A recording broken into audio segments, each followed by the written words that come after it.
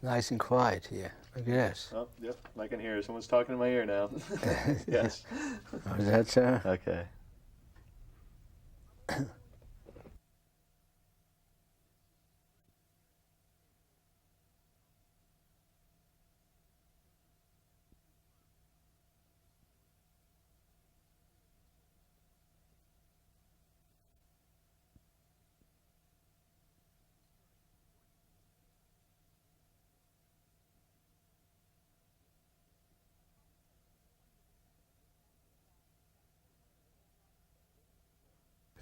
You ready? Yeah, if you are. Do my best. Okay. Okay, to start things off, would you state your full name? My name is Joe Engel. I'm born in Poland, and about 30 kilometers from Warsaw, Zakroczym. And when were you born? I'm born October the 9th, 1927. Okay, can you tell me a little bit about your family life, your family? And, Well, our family, we had a big family. We had 9 kids. I had 4 sisters and 5 brothers.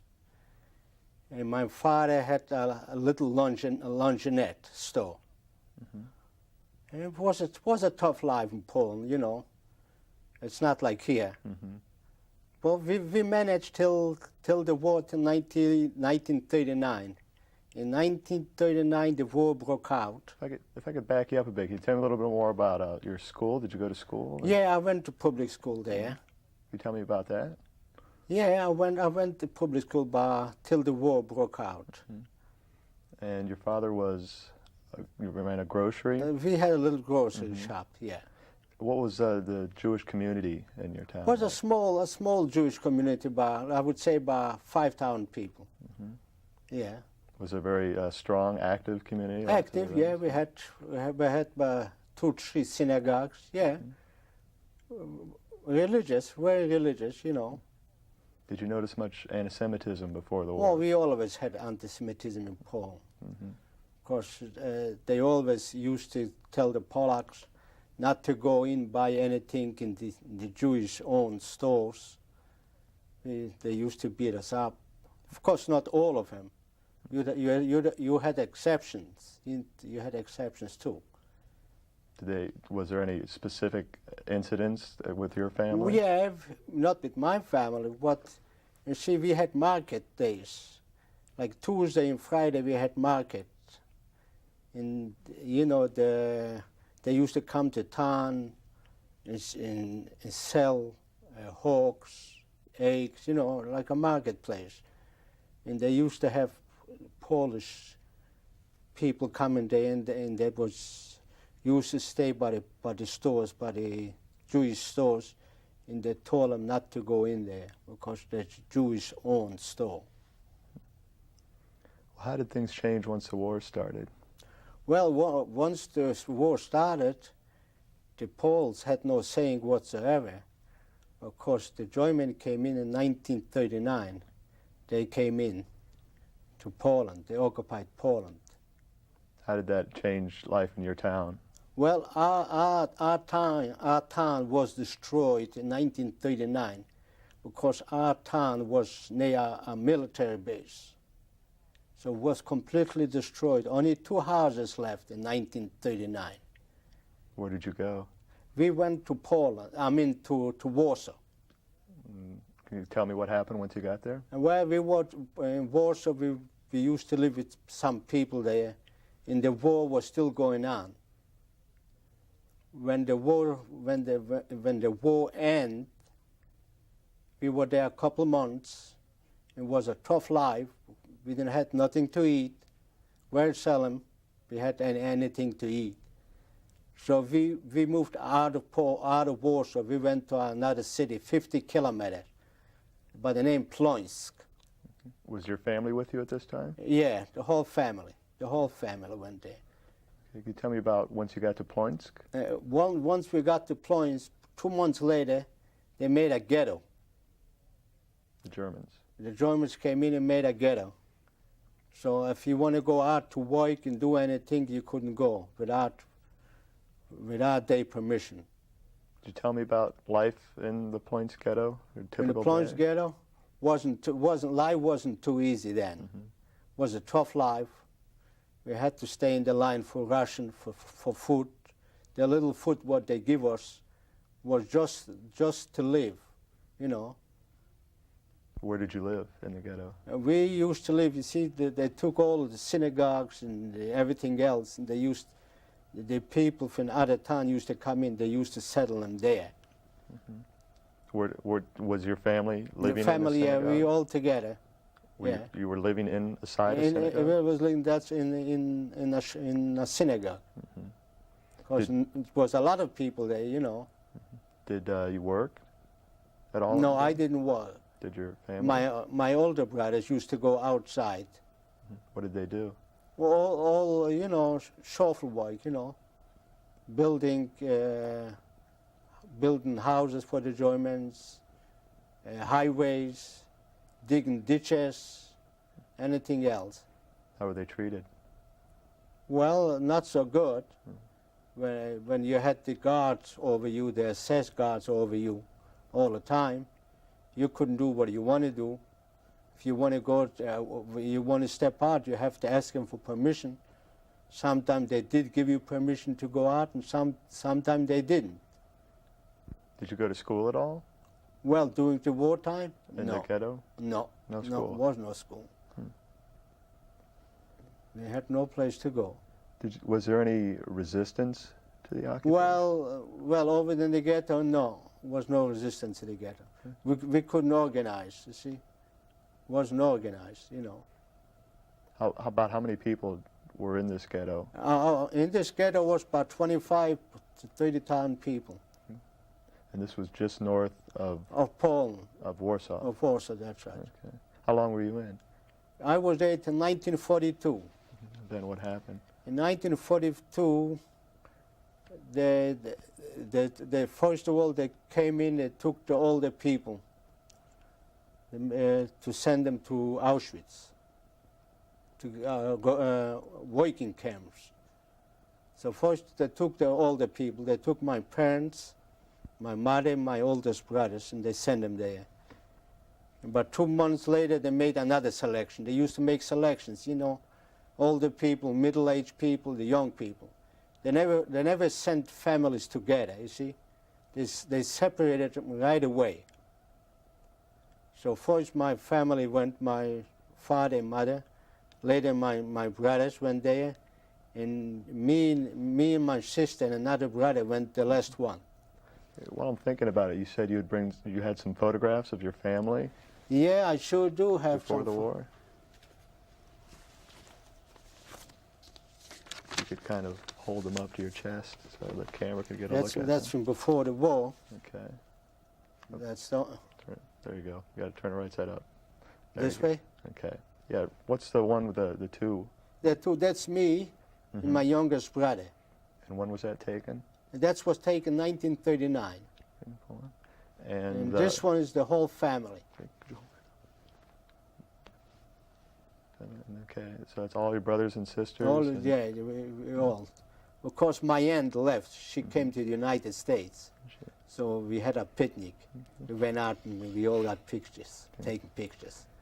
So when they took your parents first out of the ghetto The to ghetto. Auschwitz, And well, nobody knows where they sent them. They could send them to Treblinka, Majdanek, any place, you see. and So- this was how long before you? That was about 2 months before. And before what they sent happened me. when they? So when by the end, they took the rest of the people who were in the ghetto, and they put us on trains, and they sent us to Birkenau. Tell me about the trip to Birkenau. Oh, it took us about 4 days. You know, the cattle trains, open cattle trains. They shipped us over there. When we came to Birkenau, let's see, the last was about 1,000 people. So they selected about 250 people out of the 1,000. And the rest of them, they sent them to the gas chambers. Then, when I came there in 42, they did not have gas chambers yet. They was in process building them. So what they done, they digged some big holes, and they took the whole families, and they threw them in the grave. And they took some gas, canisters of gas, and later they took a match, and that's the way they disappeared. So this is what was happening when you came? Yeah, that was in 42, because I was one of the first Jews from Poland coming to Birkenau. Was any family member with you when you came, or no, I had two brothers before came there, and they survived, and they were in Birkenau, because I didn't know nothing about them, and they didn't know nothing about me. So I was in Birkenau for 2 weeks. I was there, and that was before Christmas, and time was bad, because in Birkenau the mud was 4 or 5 feet high. So then they sent me to a quarantine to Buna. And from Buna, I was there in Buna. I was a couple of weeks, and I was a youngster, so they came and they select some people, young people, to go to Moorschule. A Moorschule, that means a bricklayer's school for the young ones. So they took me to the bricklaying school, and I was there about 6, 8 months. And for somehow it was good, because it was inside. I didn't have to go out work on commandos outside. And it wasn't good, but it was better than to work in the wintertime outside without shoes, without food, you know. Could you tell me about your average typical day? Well, we used to get up 5:50 in the morning, 5:30 in the morning. We used to go outside. They used to have a appel, you know. They used to count the heads if everybody's there. And they used to give you a cup of coffee there with a slice of bread. This slice of bread lasts you all day. And we used to go out, and they used to call it commando, to work till 12. And 12 they gave you a soup, almost potato peels and water, was just enough to live. And we worked till 5:30. 5:30 we had to, sometimes you worked out 20 minutes, 30 minutes, all depends on what place you used to go out and work. So we got in there. They used to have another, sometimes they used to have selections, you know, of the Muslim. You know what a Muslim is? But somebody was skinny, didn't look so good. He complained. They used to select them, and they used to send them to the crematoriums, because they had no use for him. He couldn't produce. He couldn't work, he couldn't do nothing, so they sent him to the gas chambers. What did your work as a bricklayer? I was in school for 6 months, in the bricklaying school. That's the school they used to bricklayers, you know. So I worked for 6 months. They kept me there in school, and after that they sent me to work on commando. They used to call it commando, and I worked there. Can you tell me, did you have any kind of relationship or with any of the other inmates, or? Yeah, with the inmates who used to live on the same block. They used to call them block, you know, in the same quarantine block than I was. We used to talk. We used to go to. You had to go by 9:30. You had to be in bed. You had to get up early in the morning. You couldn't make noise in the morning. When you got up, you have to make your bed look like spick and span. Otherwise, they used to beat your hell out of you if wasn't in good shape. Did you ever have any run-ins with guards? Oh, plenty of time. If you didn't behave, they used to send you upstairs on the roof. They used to send you in the wintertime. They used to knee. And they took some cold ice water and jump all over you. They used to splash you with cold water all over you. This is if you didn't do your bunk, right? I didn't do what they told me to do, but they just want to do it to have fun, you know. The Stubenfeier, the Blockfeier, the assess, you know. They were looking to have some fun. So that was their entertainment. Did you see any member of your family once you were in? Well, after a couple months, I find out I had two brothers and a sister in Birkenau. How did you find out?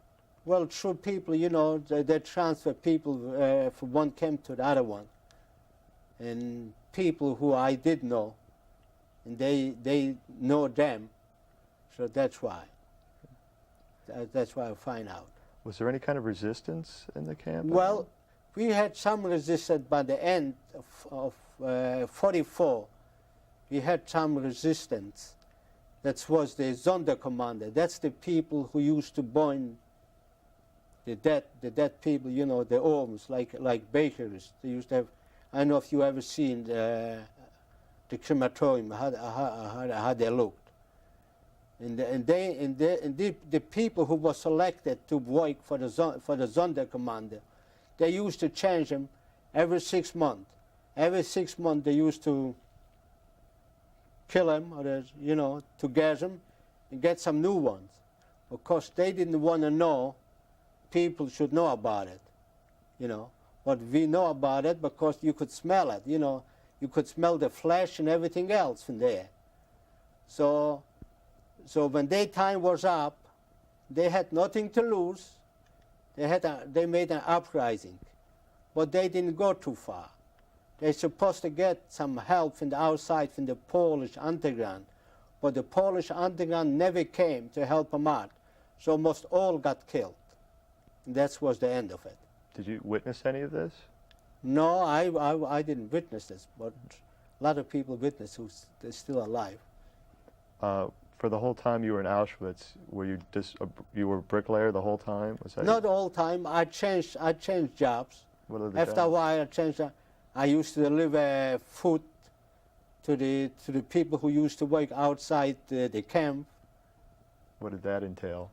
Could you tell me how that job worked? Was a better job than an average job because you had leftovers, you know, from the soup. You didn't give some soup left, so we used to go by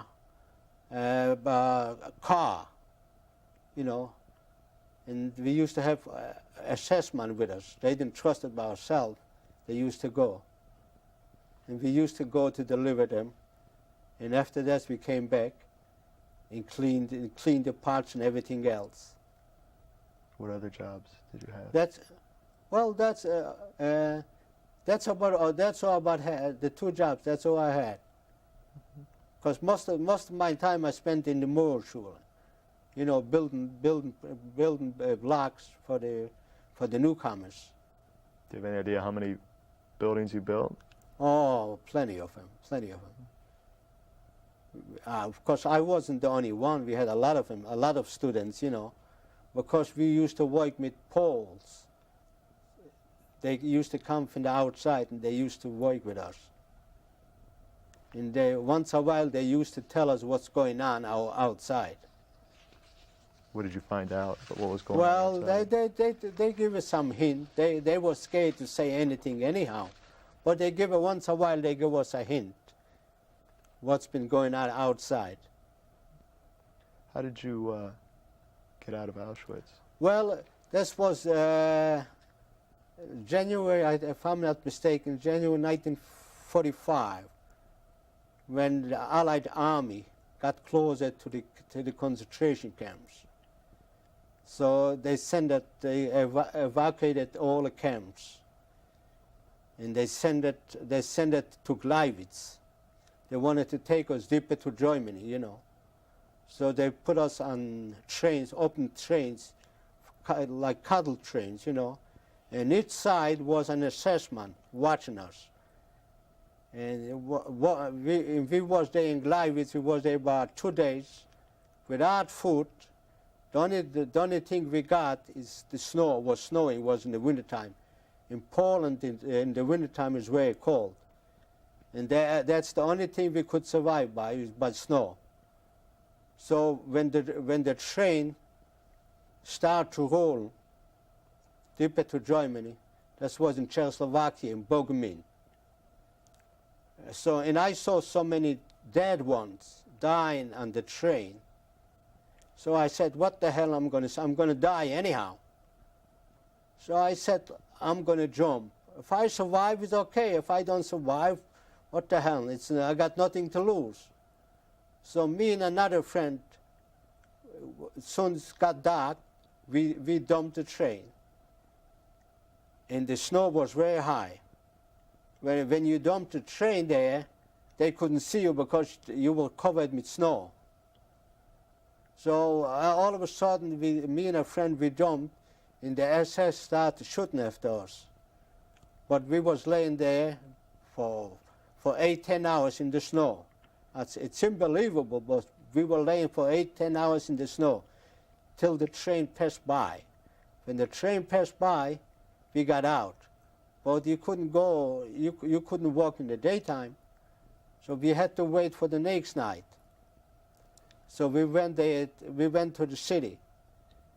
We went to a train station. Because most of them were foreigners working on the train, you know.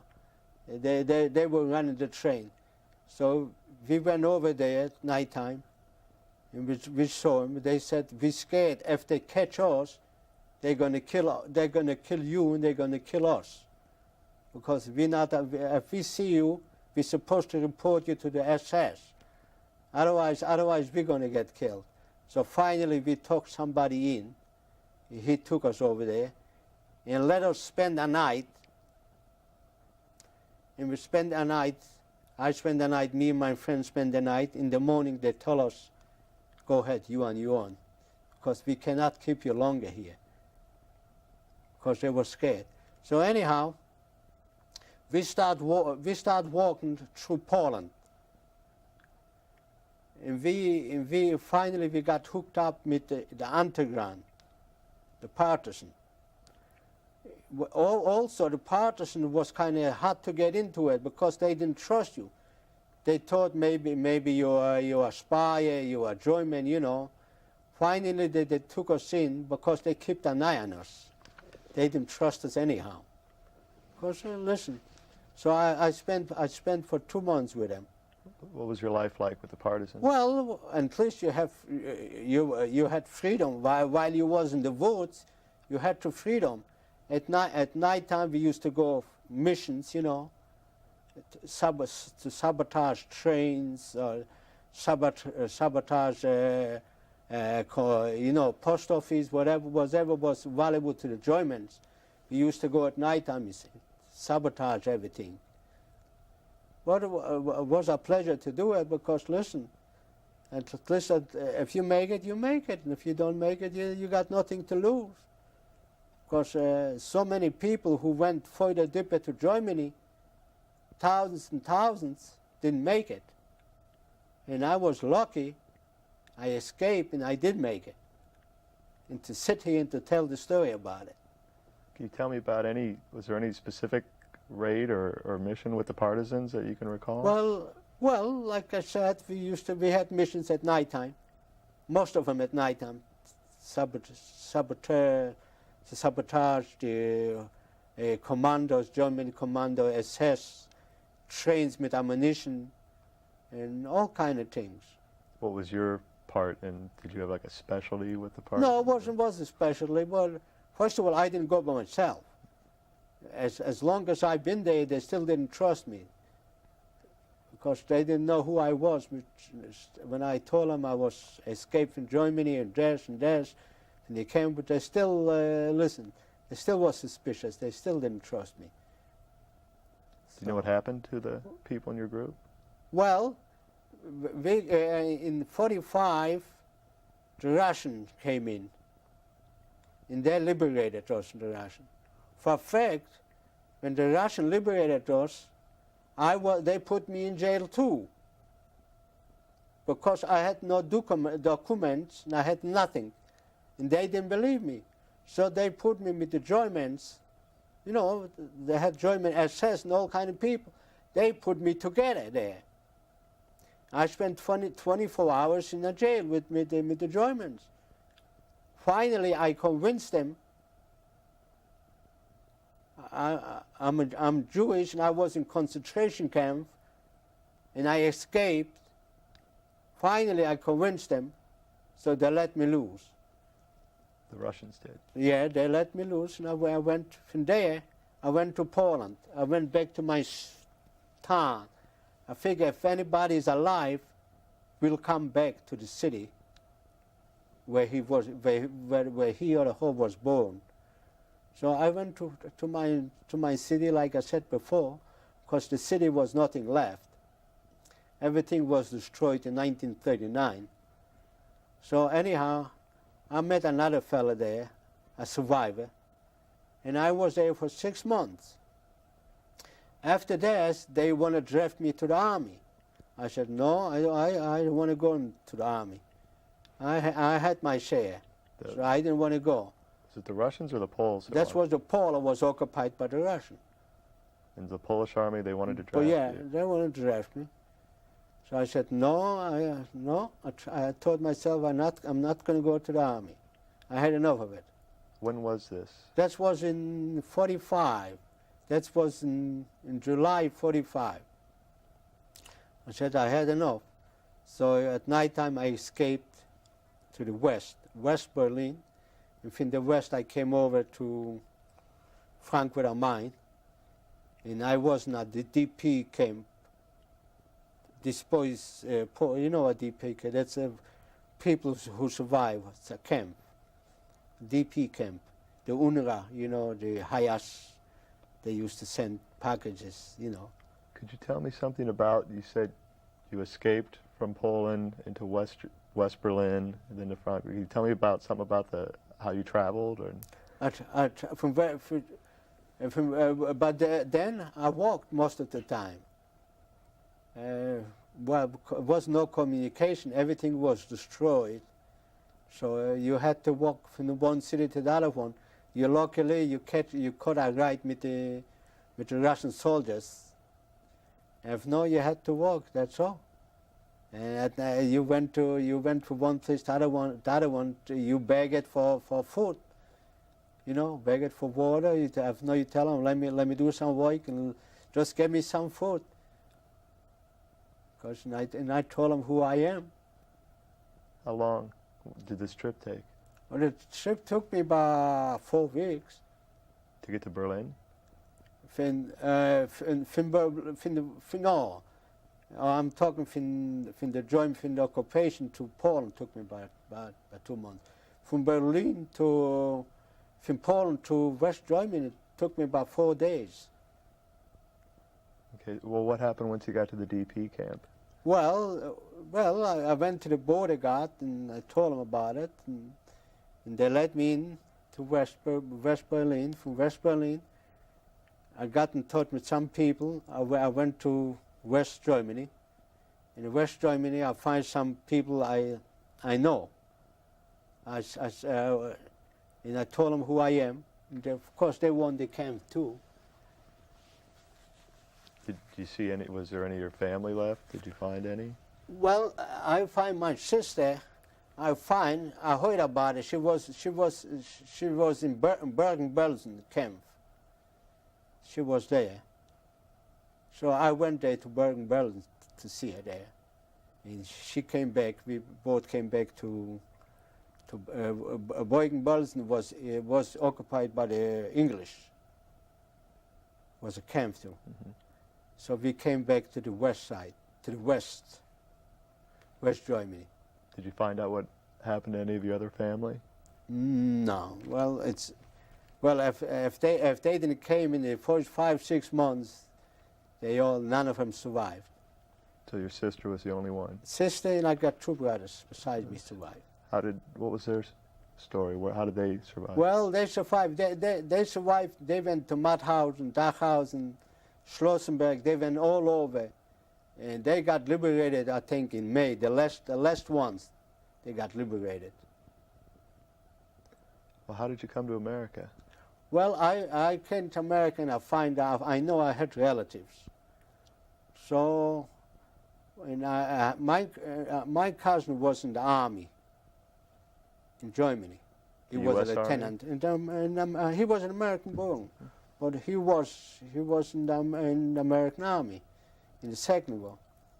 So he knows he had family there. So he went to look for us to Zakrochim. So he couldn't find us there. And I find out we got family here through the Highest. You know, the Highest, that's a Jewish organization. I went to them and I told them who I am to get in touch. I got family in the United States. I just didn't know where, but I know I got family. So they find out I had family in Charleston, South Carolina. So they sent affidavits for me. Of course, with the affidavits took 6 to 8 months. When was this now? I came to the United States in 1949, in March the 13th, 1949. I came to New Orleans. And from New Orleans, they shipped me over to Charleston, South Carolina.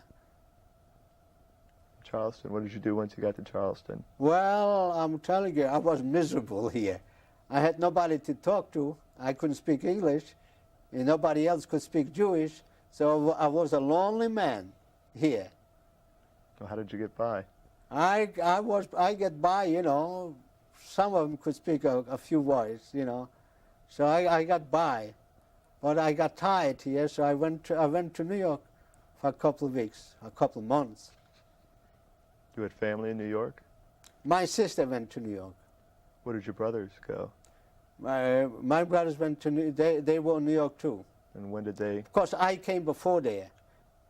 My sister came before me, and I came after my sister. And the two brothers came much later than I came. And what did you do in Charleston once you got? Well, when I came to Charleston, first time I done nothing. Later I went to New York. My aunt come for me. She said, "Okay, stay here." So, you know, I had no profession. I had nothing. So she told me about, why don't you become a peddler? So I peddled for a couple of months, and I just didn't like it. What did you peddle? Well, you know, clothes, everything else, you know, goods, all kind of goods, knocking the door if they want to buy it. I hardly could speak, so, you know. So I didn't like it. So I left, I went back to New York. I went back to New York. I used to work in a slaughterhouse, in a pickled factory, all kind of things, whatever you could find, just to make a living. You know, and it was okay. Listen, so long as I was healthy and I could work to make a living, I didn't mind a bit.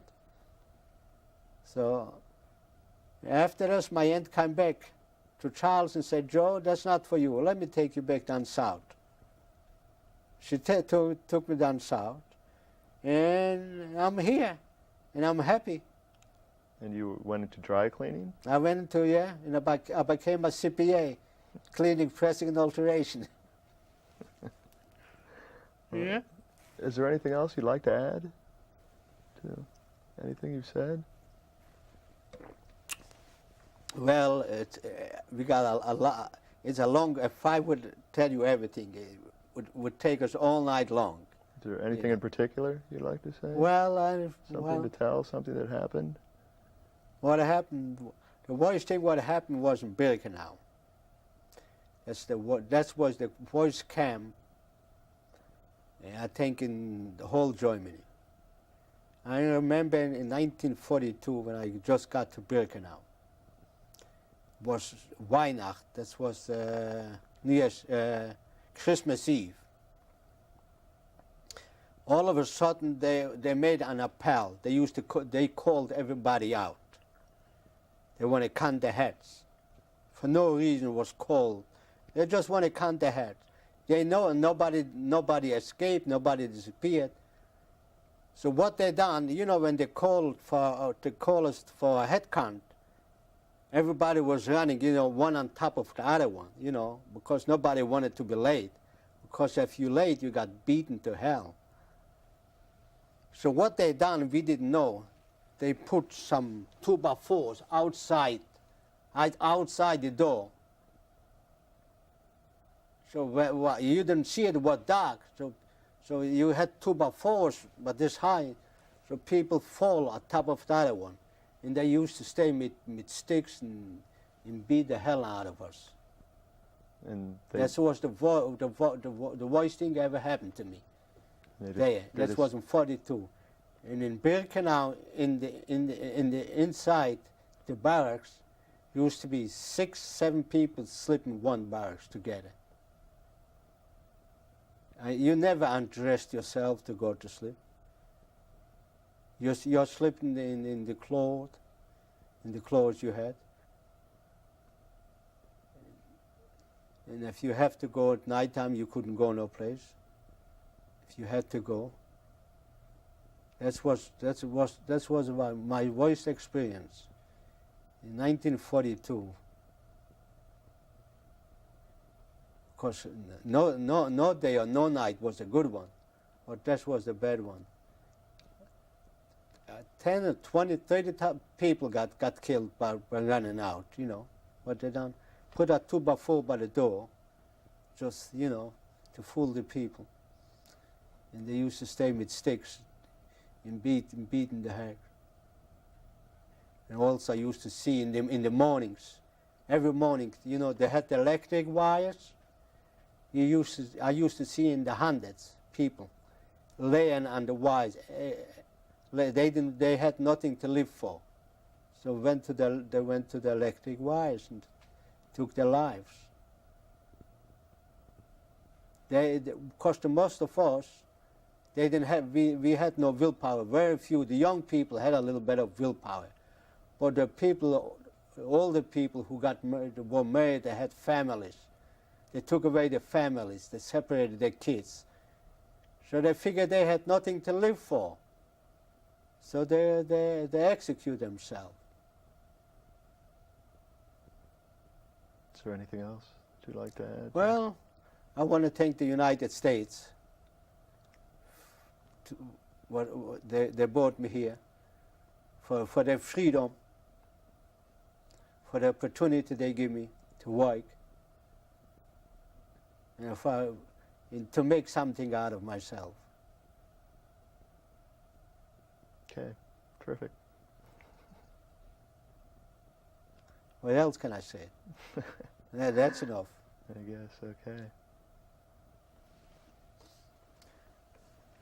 Okay.